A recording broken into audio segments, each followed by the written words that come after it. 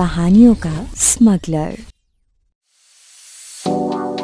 पिछले भाग में आपने सुना अर्थ और वैदेही के बीच की केमिस्ट्री इस पल में और भी गहरी हो गई थी जब वो एक दूसरे के साथ चांदनी रात का लुत्फ ले रहे थे।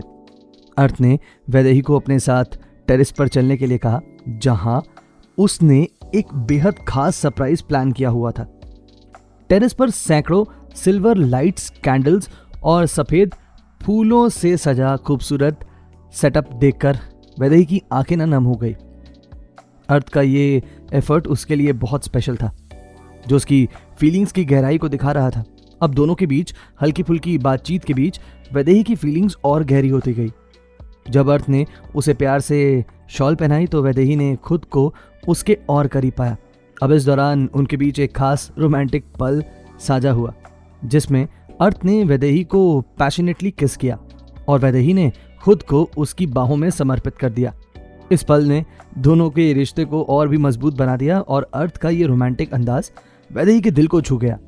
अब आगे, लेकिन उससे पहले अगर आपने अभी तक हमारा चैनल कहानियों का स्मगलर अभी तक सब्सक्राइब नहीं किया है तो प्लीज़ जल्दी से सब्सक्राइब कर लीजिए और अपने दोस्तों के साथ इस कहानी को शेयर करना मत भूलना। चलिए बढ़ते हैं कहानी में आगे। अब तक वैदेही की नींद भी टूट चुकी थी।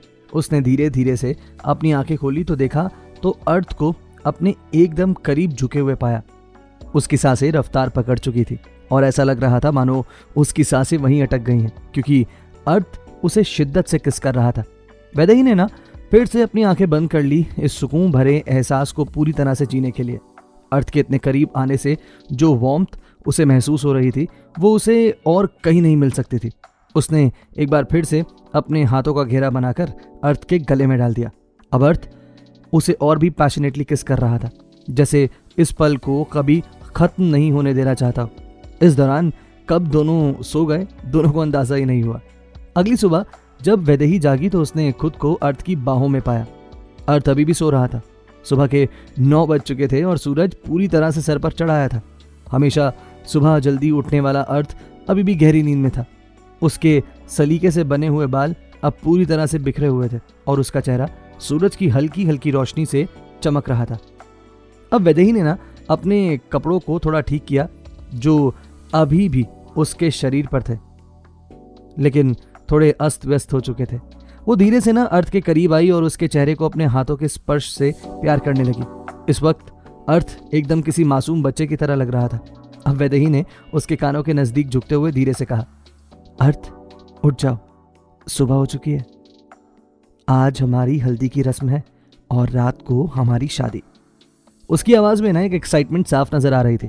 वो इस शादी को लेकर बहुत ज्यादा एक्साइटेड थी और खुश भी। अर्थ ने आहिस्ता आहिस्ता अपनी आंखें खोली और वैदेही के चेहरे को अपने बिल्कुल सामने पाया। इसी बीच नीचे सब लोग दूल्हा और दुल्हन को ढूंढ रहे थे, क्योंकि दोनों कहीं पर भी नजर नहीं आ रहे थे।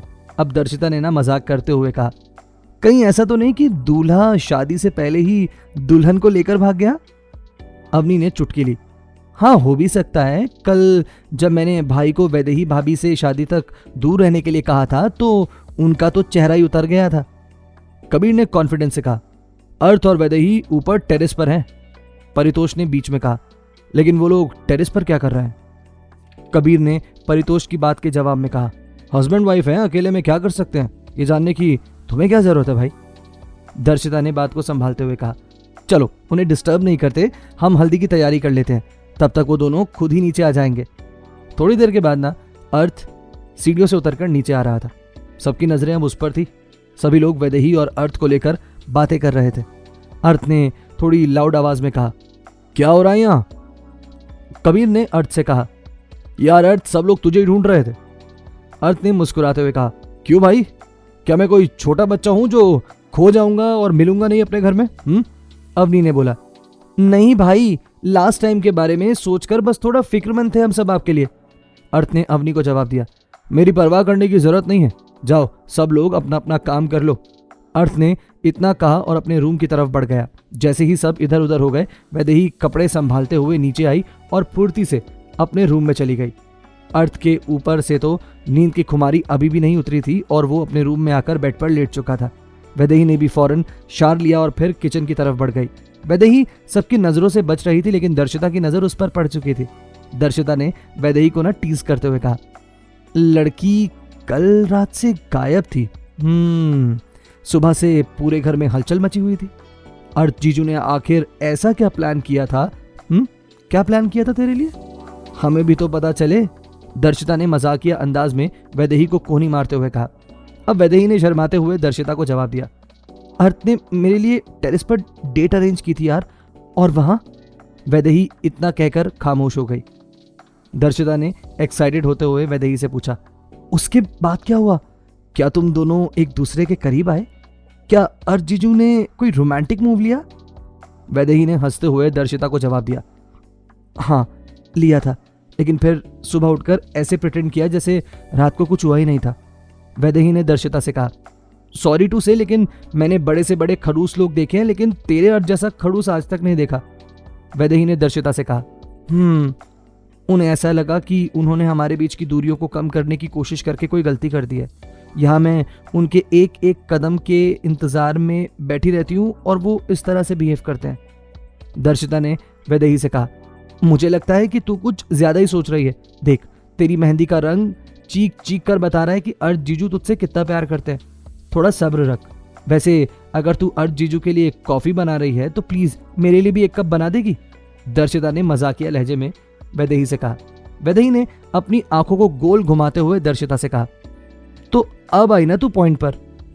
कुछ ही समय में दर्शिता और अवनी हल्दी की तैयारियों में लग गए और आहिस्ता आहिस्ता से शाम का वक्त हो गया। वैदेही दुल्हन के रूप में एकदम बेमिसाल लग रही थी। उसने लाल रंग का खूबसूरत लहंगा पहना हुआ था जो उसकी पर्सनैलिटी को और भी ज्यादा निखार रहा था। लहंगे की डिजाइन बड़ी गोल्डन जरी और सिल्वर सीक्वेंट वर्क से सजी थी जो हल्की रोशनी में चमक रहा था। वैदेही का लुक बेहद रॉयल लग रहा था, जैसे उस लहंगे को खास वैदेही के लिए ही डिजाइन किया गया था। वैदेही के मेकअप ने उसके चेहरे की नेचुरल खूबसूरती को और भी ज्यादा निखार दिया था। उसकी बड़ी बड़ी काजल से भरी आंखें एकदम गहरी और आकर्षक लग रही थी। उसकी आंखों पर ना हल्का सा गोल्डन आई शेडो था जो उसकी आंखों को और भी ज्यादा चमकदार बना रहा था। उसके होठों पर डार्क रेड लिपस्टिक की एक सॉफ्ट शाइन थी जो उसके लुक को कंप्लीट कर रही थी। अब उसके माथे पर सजी हुई लाल रंग की बिंदी उसके पूरे लुक को ना पूरी तरह से कंप्लीट कर रही थी और बेहद खूबसूरत बना रही थी। उसके बालों को हल्के से कर्ल करके स्टाइल किया गया था जो उसके चेहरे के एकदम आसपास ढीले से बिखरे हुए थे और उसके माथे के पास से कुछ लटें उसके चेहरे को बहुत ही ज्यादा सुंदर बना रही थी। उसने गोल्डन नेकलेस पहना हुआ था जिसमें पन्ना और मोती का काम था। उसके कानों में बड़े बड़े झुमके थे जो हर बार हल्की सी हलचल पर झूमते हुए उसकी खूबसूरती पर चार चांद लगा देते थे। उसके हाथों में चूड़ियां खनक रही थी। उसकी नाजुक कलाई में कंगन और गहनों की खनक पूरे माहौल में एक खूबसूरत म्यूजिक घोल रही थी।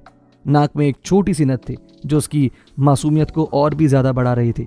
उसकी मेहंदी से रचे हुए हाथ और उसके पैर एकदम गहरे रंग से खिल रहे थे जो इस बात का संकेत था कि अर्थ उससे बेहद प्यार करता है। उसकी पायल के छन छन की आवाज उसके हर एक कदम के साथ पूरे कमरे में गूंज रही थी। वैदेही के इस पूरे लुक ने उसे किसी राजकुमारी की तरह बना रखा था। उसकी हर अदा में एक खास नजाकत थी जो उसे एक परफेक्ट दुल्हन का रूप दे रही थी। उसकी मुस्कान इस पूरे लुक में अलग ही चमक डाल रही थी। वैदेही जल्दी ही अपने बुलावे का इंतजार कर रही थी कि अचानक ना उसके कमरे का दरवाजा खुल गया और एक शख्स अंदर आया। अवनी और दर्शिता ने मुड़कर देखा तो वो शख्स कोई और नहीं बल्कि देवांश था। वो शायद आखिरी उम्मीद के साथ आया था कि वैदेही अपने कदम पीछे खींच ले, लेकिन उसे इस बात का अंदाजा ही नहीं था कि अर्थ और वैदेही अब पहले से कहीं ज्यादा करीब आ चुके हैं।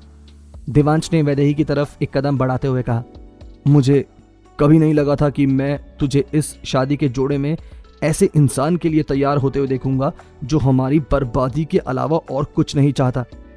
अब वैदेही ने ना अपनी खामोशी तोड़ते हुए जवाब दिया, भाई मुझे भी आपसे ये उम्मीद नहीं थी। आपने जो कुछ भी अर्थ के साथ किया है मैं उसे कभी माफ नहीं कर पाऊंगी। देवांश ने तुरंत पलटकर कहा, क्या तू अर्थ को माफ कर सकती है जो उसने आज तक हमारे साथ किया? वैदेही ने सवालिया निगाहों से देवांश को देखते हुए कहा, आखिर ऐसा क्या किया अर्थ ने जिसकी वजह से आप उनके साथ इस तरह से बिहेव कर रहे हैं? देवांश को वैदेही का इस तरह अर्थ के लिए प्यार में पागल होना हैरान कर रहा था, लेकिन उसने अपनी ओर से समझाने की बहुत कोशिश की। जो भी हमारे पास था वो सब अर्थ ने हमसे छीना है। वैदेही ने फिर से जवाब दिया, अर्थ ने वही वापस लिया था जो उनका था। हमारा उस पर कोई हक नहीं है, तो फिर आप किस बात का अफसोस कर रहे हैं? अब देवांश का गुस्सा बढ़ने लगा। उसने वैदेही के हाथ को पकड़ते हुए झंझोड़ कर अपनी आंखों में आंखें डालते हुए कहा, क्या तेरे ऊपर भी अर्थ का हक था जो उसने तुझे भी इस सब में शामिल कर लिया? वैदेही को अपने भाई की सोच पर बहुत अफसोस हो रहा था। उसे पता था कि वो अर्थ के लिए क्या फील करती है और अर्थ ने उसे कभी तकलीफ भी नहीं दी। उसने देवांश से कहा, भाई अर्थ ने मुझे कभी यूज नहीं किया। मैंने खुद अपनी मर्जी से उनके साथ शादी करने का फैसला लिया है। मैं उनसे बहुत प्यार करती हूँ और उनके साथ बहुत खुश हूँ। देवांश ने ना आखिरी कोशिश करते हुए कहा, देख अगर तू ये सब प्रेशर में कर रही है तो तुझे डरने की जरूरत नहीं है। तेरा भाई आ चुका है, मैं तेरे साथ हूँ। मेरे होते तुझे अर्थ कुछ भी नहीं कर सकता। वैदेही हल्की सी मुस्कुराई और जवाब दिया, यही तो फर्क है भाई आप दोनों की सोच में। अर्थ शायद मुझसे प्यार नहीं करते लेकिन वो फिर भी मुझे अपना समझते हैं और आप मुझसे प्यार करते हैं पर समझने की कोशिश नहीं कर रहे। मेरी खुशी सिर्फ अर्थ के साथ है। अगर मैं उनसे अलग हो गई तब भी मैं किसी के बारे में नहीं सोच सकती। देवांश ने गुस्से में अपनी मुट्ठियां भींचते हुए कहा, अर्थ तुझे सिर्फ इसीलिए चाहता है क्योंकि तू परमार फैमिली की बेटी है। अगर मुझे उसे ये बताने की जरूरत पड़े कि असल में तू। इतना कहते ही देवांश खामोश हो गया। अर्थ ने अब तक वैदेही के रूम का डोर खोल दिया था। देवांश को देखते ही उसका गुस्सा भड़क उठा और वो तेजी से उसकी ओर बढ़ते हुए बोला, तब से मैं तेरे ही आने का इंतजार कर रहा था। लेकिन इससे पहले कि वो देवांश तक पहुंच पाता, वैदेही दोनों के बीच में आकर खड़ी हो गई। उसने दोनों हाथ फैलाकर उनके बीच का रास्ता रोक दिया और अर्थ से कहा, प्लीज अर्थ अपने गुस्से को काबू में रखो। मुझे पता है आप गुस्से में हो लेकिन प्लीज खुद को संभालो। अर्थ और देवांश दोनों एक दूसरे को घूर रहे थे जैसे किसी जानी दुश्मनी का अंत करने वाले हों। सिर्फ वैदेही थी जो इस सिचुएशन को संभाल सकती थी। अब पूरी लड़ाई बस वैदेही के इर्द गिर्द समेट कर रह गई। देवांश ने ना गुस्से में कहा, तू कितना लकी है ना कि मेरी बहन तुझसे इतना प्यार करती है, लेकिन तू बिल्कुल भी उसके प्यार के काबिल नहीं है। अर्थ ने जवाब दिया, तू तो ऐसा इंसान है कि तू इंसान कहलाने के भी लायक नहीं है। मैं देखता हूं कि तू इस शादी को कैसे रोकता है। तेरी आंखों के सामने ये शादी होगी। You just wait and watch. Devansh ने वैदेही को आखिरी बार समझाने की कोशिश करते हुए कहा, वैदेही इस शख्स से शादी के बाद तुझे सिर्फ पछतावा होगा क्योंकि अपनी जिंदगी बर्बाद कर रही है तू उस इंसान के साथ।